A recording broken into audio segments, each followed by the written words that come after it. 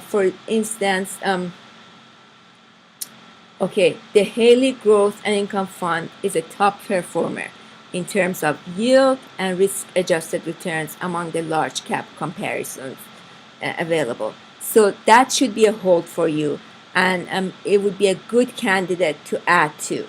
But then the Sagebrush, Kanza, and Root funds should be candidates for replacement because they don't have a good yield, and if you're considering making those changes, I would highly recommend to wait until 2015 to do those changes, because that way you will pay capital gain tax instead of paying ordinary income tax.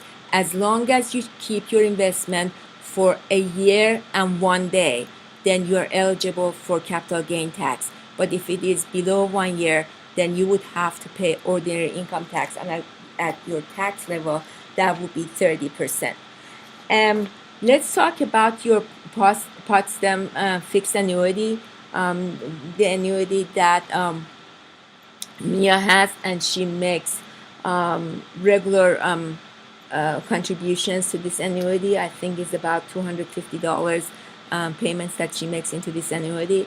What I'd like to suggest is stop making more contributions to this annuity. Just keep it the way it is.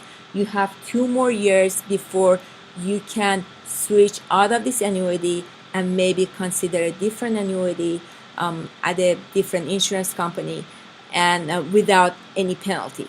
So just leave what you have there for now, give it 2 years, and then at the end of 2 years we can look at it again and see if we need to make any changes.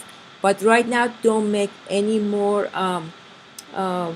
contributions to that annuity. Maybe contribute that $250 to one of your mutual funds, to your money market account, or somewhere else other than that annuity.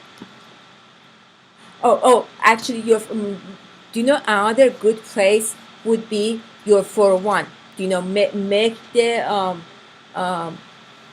contribution to your 401, and when you do that, the earnings would be tax deferred, plus that would also help your AGI. Okay, so and then just want to make sure that I covered everything. It's just so much we like to cover for you. Make sure that you have gained a little more knowledge after you leave our office today than what you knew before you came in. There is also a chart on page 52 of the plan that we did for you, and that is the chart that our friend Randall worked up for us, and that would be your optimal return,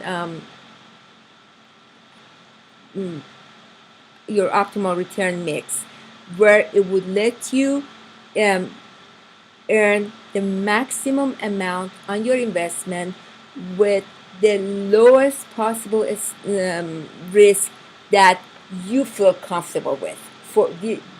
This is something that would work for you. Somebody else may choose a different plan, but based on the information you have given us, we, Randall, our friend, would recommend this.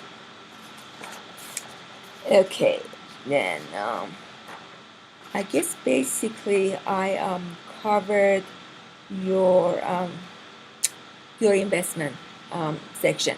Now let's go over your retirement planning. You told us that you like to retire at age 62, and you like to have 85% of your income available to you when you retire. So 85 right now, your salary pre-tax is $135,196, and during retirement you like to have about $115,000, and I said about because it's a little less than that.